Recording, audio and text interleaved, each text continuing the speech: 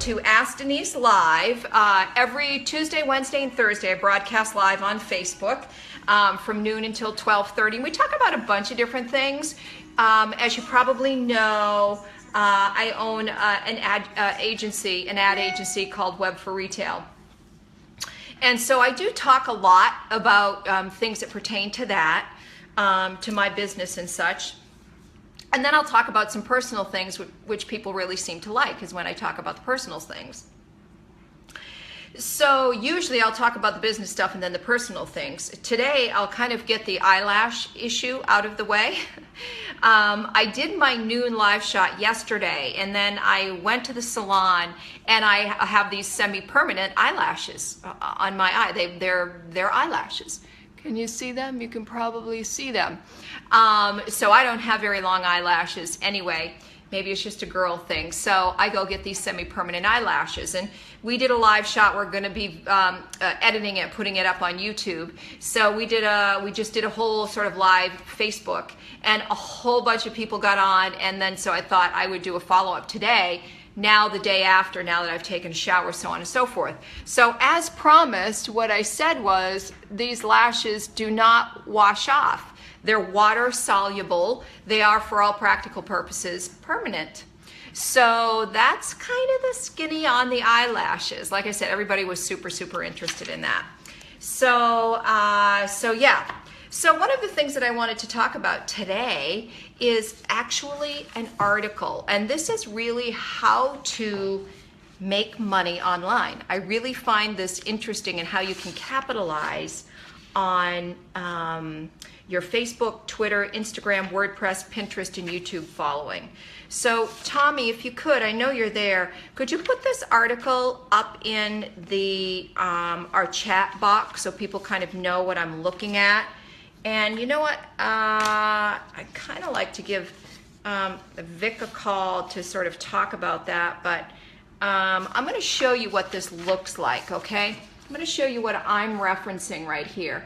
And essentially what that does, if you want to pull up that article, is it tells you that if you have 10,000 Twitter followers and if you do everything right, you should be able to make $90 per post.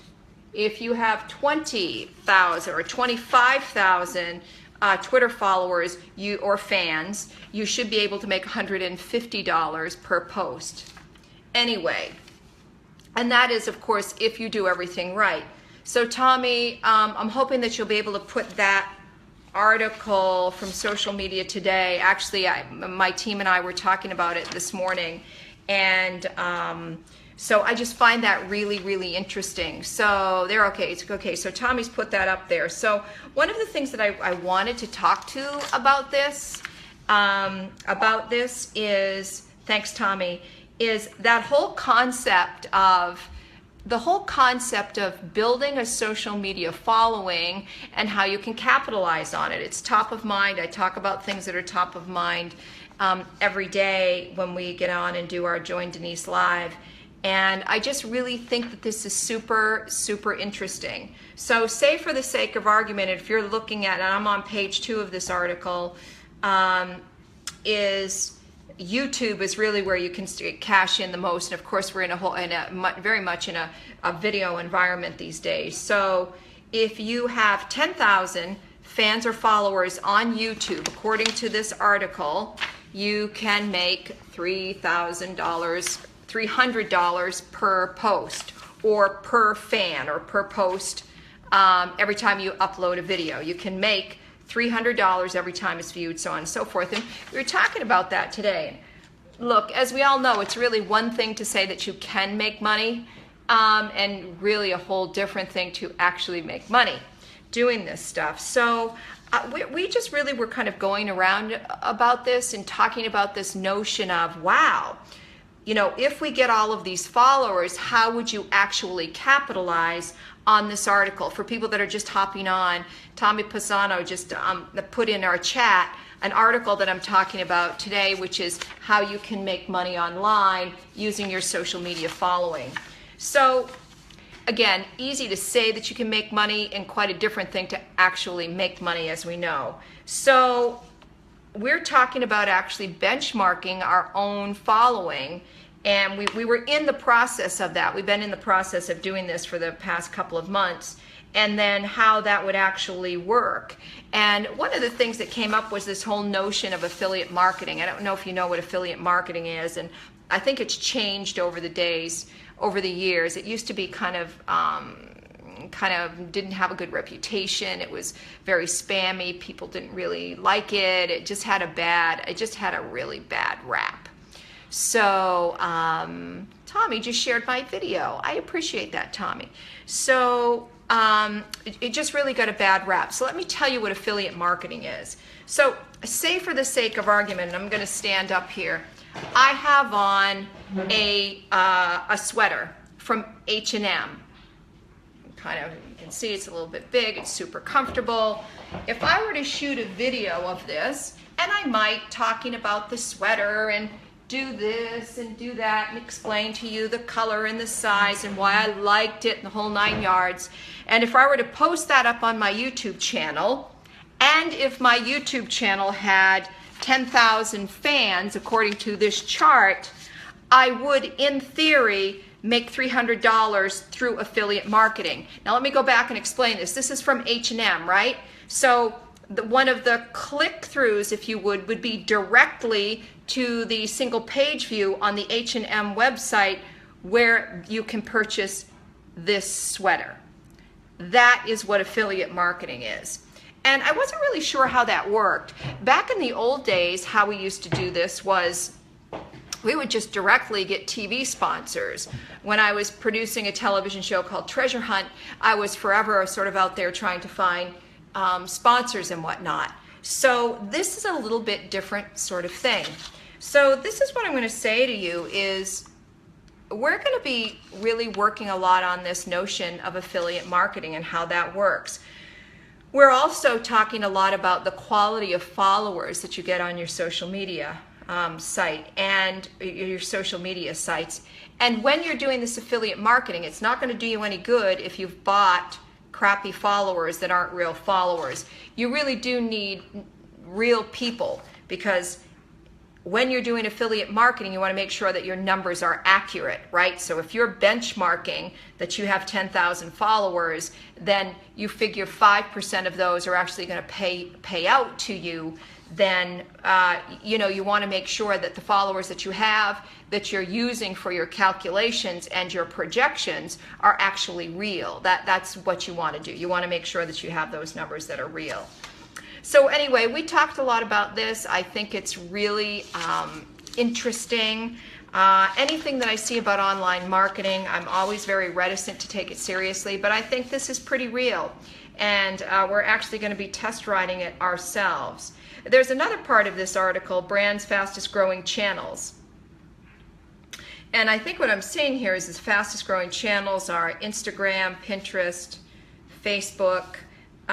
It says more and more brands are looking to have a digital presence, with almost a third of the global population being a social network user. So we looked at the fastest audience growth for brands across the platforms, and Instagram far outshines all other platforms.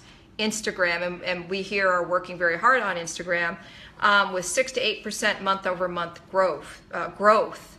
As an influencer, you would need to understand which platform brands get the most your brands get the most traction on.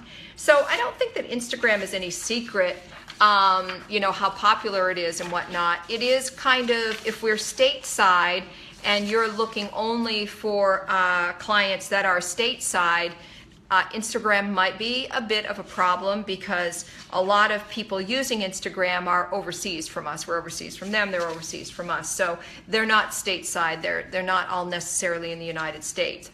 If you are a global brand and think that that applies to your brand, then that's beautiful, then that's perfect. So it's really interesting to me, because I don't know how many years ago it was, but Mark Zuckerberg, before he took Facebook private, or public rather, when it was still a privately held company and he made all the decisions, in the course of one weekend decided that he was going to buy Instagram for $1 billion, which now seems like peanuts.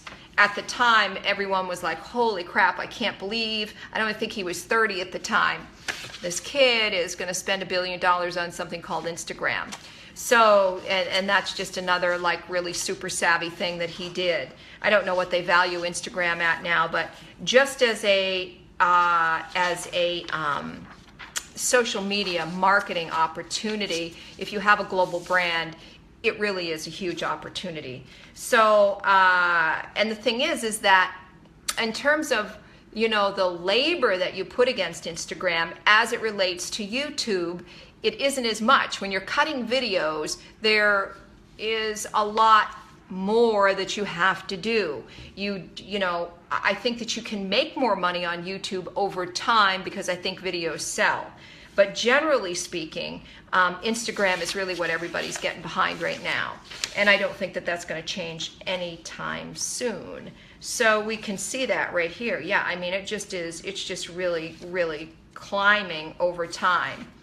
It says, beside for creating and seeding branded content on Instagram, how else are Instagrammers making money? This is interesting as well. It says Instagram is Tommy researched this, Instagram is a $37 billion business according to Bank of America Merrill Lynch analyst Justin Post and Joyce Tran. So these are the people making, and this is interesting, making money on Instagram. And I'll show this to you so you know that I'm actually reading this. I'm not sort of making it up as I go along. Freelance photography, affiliate marketing, photo licensing, and then selling merchandise. I would say probably affiliate marketing and freelance photography. I don't know, I wouldn't want to count on it, but that's what it's saying. Google Trends is reporting a rise in interest in Instagrammers and YouTubers. The digital is visual and rich in media. Okay, so that's what we kind of already know. So that's kind of what we're talking about is, you know, can you be an internet superstar and make a bunch of money on the internet? And I think the answer to that is, yeah, I think you can. But you have to work to create that audience. And how we're doing it here at Web for Retail and all of our ventures is I actually have a small team all around this. We have calendars. We have content creation strategies. I don't think you need to make a huge deal about it, but you have to understand that you do need to have some kind of a plan, and you need to be in it for the long haul, and you need to have a content strategy, because if you don't, you'll just get burnt out. You won't be able to sustain it. It's like shoveling coal into a furnace. The fire stops when you stop shoveling the coal. And all of us on the internet now, we just consume media at such an incredible rate that, and I think I was reading something that it's 8 seconds. It's 8 seconds. It takes for people on the internet to go, yeah, no thanks. Think of that app. I don't know what they call it, that dating app. It's called Tinder, where you swipe. I mean, that's the ultimate digital meat market, I guess you would say, but that's really what the pace is in terms of media consumption. So we talk a little bit here on this topic of content creation, and it's just one of those things. As a business, you have to sort of get your head around that whole concept of I am now a content creator.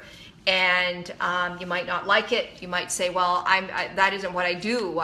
Well, it's part of what you do now. So like you hire a bookkeeper, you have to have some kind of strategy for content creation online, because if you're not doing it, your competition is getting hip to that, and they're doing it. So again, that's just kind of one of those things. So I am a firm believer, as I've said, in video. We were talking yesterday, just a fun video that I shot that I really just sort of did off the cuff that has gotten, well, let me see, it's the now famous rain boot video that I did on YouTube, and I don't even know how many, you know, we're up to almost 700 now views. And we're going to have some more fun with that, and I'm going to go out and shoot some more rain boot videos and see if we can capitalize on that. I mean, when you're creating content, and I knew this from my TV days, is if you get something, you know, if you really get something good, then go with it. Then you want to roll with it. And because not every content idea or creative idea that you come up with is going to work. Some of them just sort of fall away. That's just the reality. Not everything works. When you get some stuff that work, you want to take a concept and then you want to branch it out and broaden it out and broaden it out and broaden it out. So that's kind of the scoop there on content creation, and this incredible article, which I'm still mulling it over, and the ramifications of it. There's a guy out there, his name is Gary V, and I talk about him every once in a while. He's an incredible character. I love a lot of the stuff that he does. The pace that he keeps is just incredible. I don't know how he does it. But he has a course out now on how to build your own personal brand, which I think is, hi Heidi, which I think is it's just incredible, that whole concept of building my own personal brand online. And it's a course. You can get it, and I'll share the link when this video is over, how this is, how this whole thing is coming about online. There's a course, it costs like $10, and my daughter's going to be coming for Thanksgiving next week, and my plan is to have her sit and watch this with me. But I think that we are in this amazing point in history, and I don't want to make too much of this, but we're in this amazing point in history for people who you can still get in now. It's so early, where you can get followers and followers and followers online and do this for your personal brand and segue that into a business. And then you can start thinking about, okay, how am I going to monetize this following that I have? I know it's not easy. You're going to say, well, there's expenses up front. How do you take care of the expenses? Because yes, you are going to have some kind of sales function. Yes, you are going to have some kind of bookkeeping. That is that sort of age-old, that age-old thing that every small business owner wrestles with. Do I do my own books? I got to save money on that. Do I do my own content creation? How much of this do I do by myself until this thing catches and I'm actually cash flowing enough so that I can hire people, and then when I hire people, then it cuts into my bottom line. At what point do you sort of get off that little rat race there?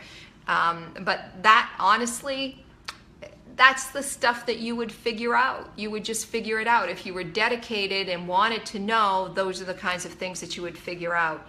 So I think, I said yesterday, I think everybody can do on-camera work. My friend Vic was like, yeah, no, not everybody can. I think most everybody can. And I think the opportunity to create and make your own brand online, and to create your own platform and your own following, and to capitalize and monetize it, I think is absolutely there for us to do.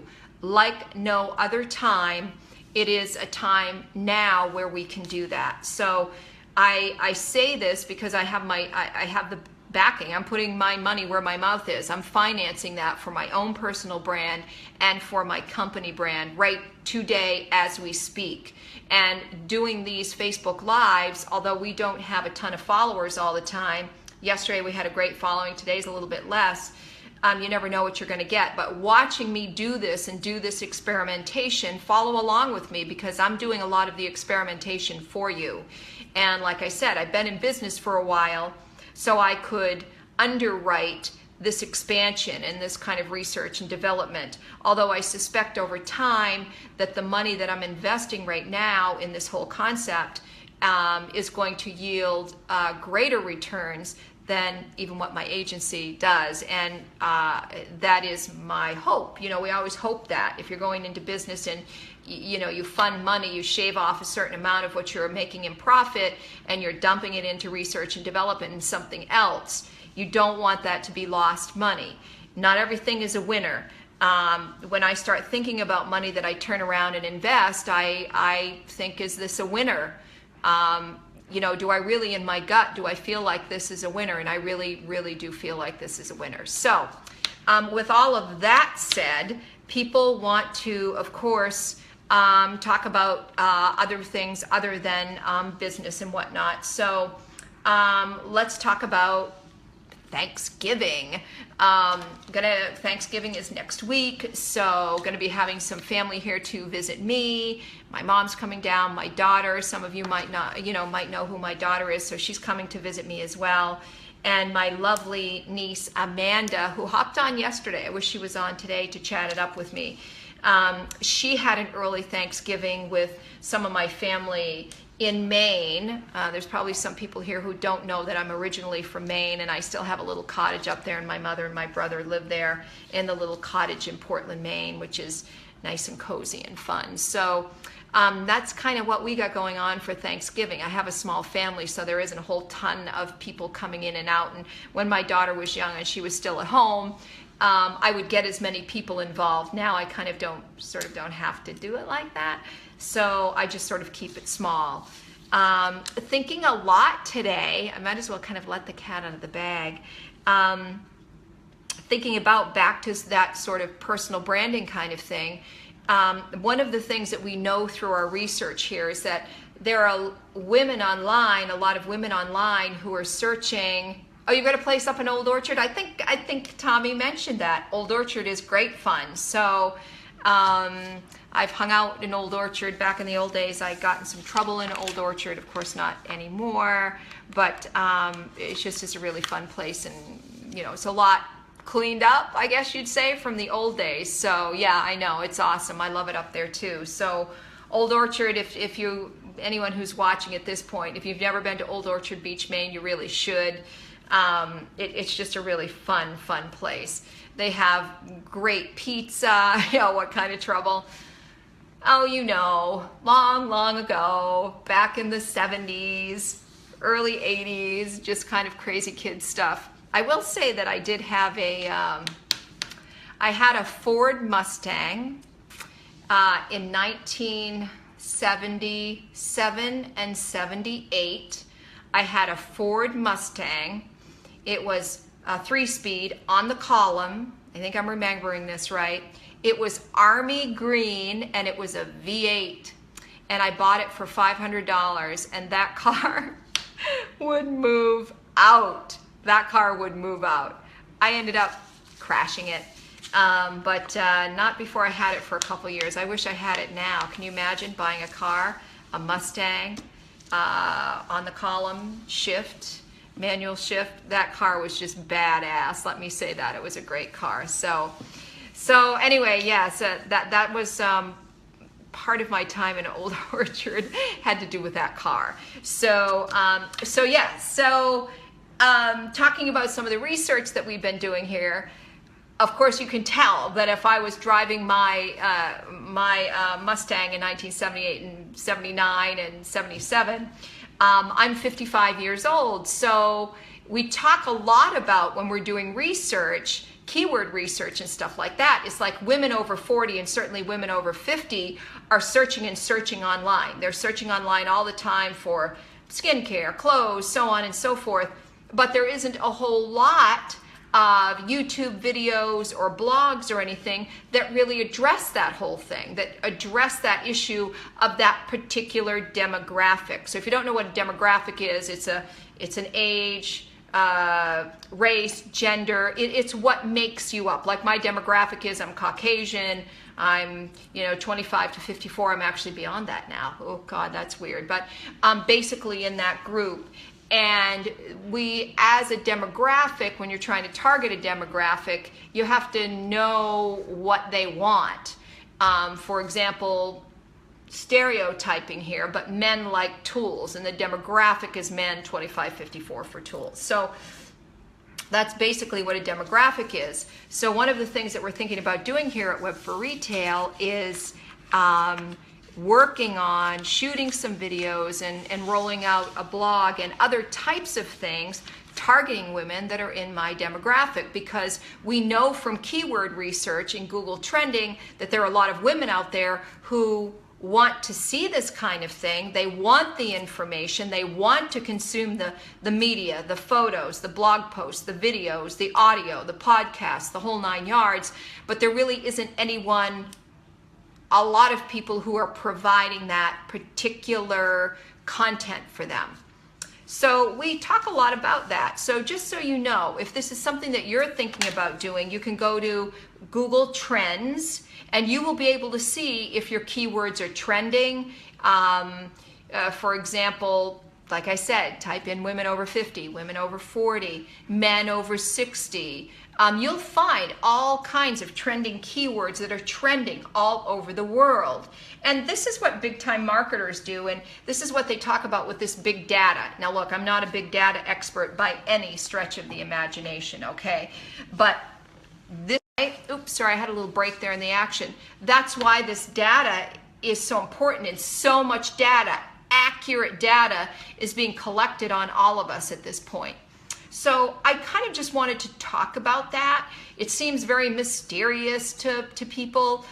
It is a lot of hard work, and sometimes there's just little tricks of the trade. So Tommy, maybe you could put up there Google Trends, just sort of write in the chat box, just a little bit of Google Trends. And then if you want to get started on wondering, hey, my interests, my hobbies, are they trending? Did they used to be a big thing in 2012 and then you can see the trend going down?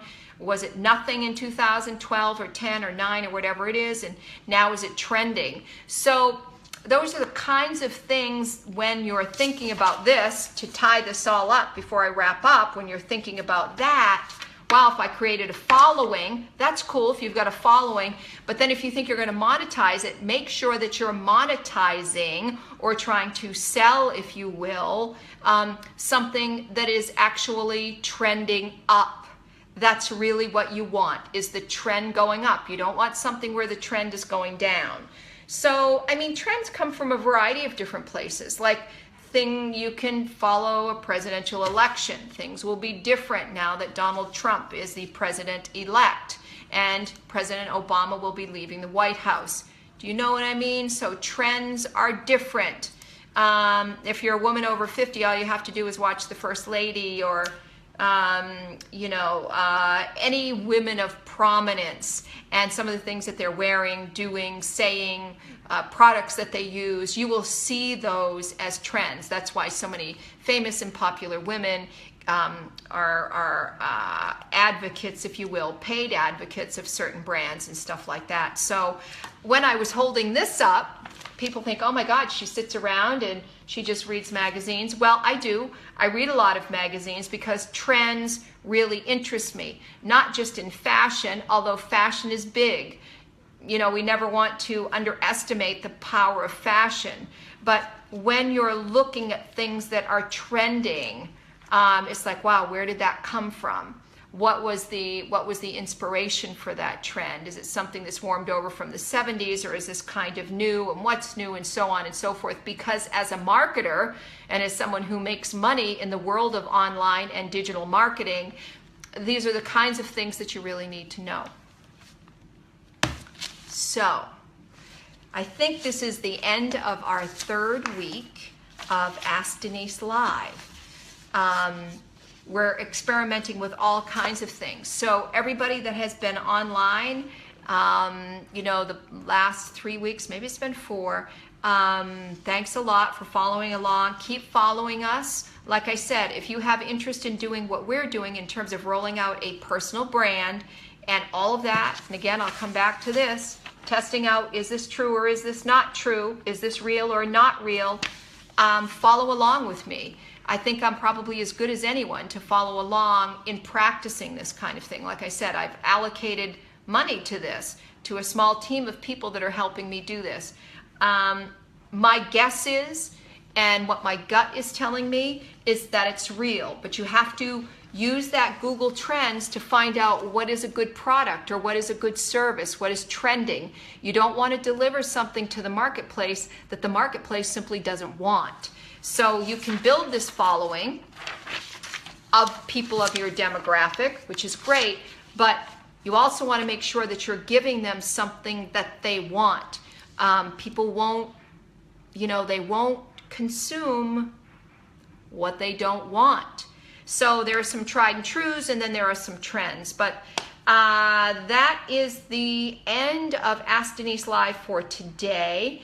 And it is also the end of Ask Denise Live for this week, and I'm going to leave it with a little bit of 70s music. As always, appreciate this. We always save all of these Ask Denise Lives, and then we put them, we save them, and then we put them up on our YouTube channel, which is youtube.com/Denise Keniston. You can find all kinds of cool stuff there as well. If you only have one like, follow, whatever it might be, subscribe, go to my YouTube channel. If you only have one of those for me in your heart, go to my YouTube channel and subscribe to my YouTube channel. That's what's really near and dear to my heart. So, okay, folks, I'm going to sign off for now, and I will see you back here on Tuesday of next week at noon. Ciao for now.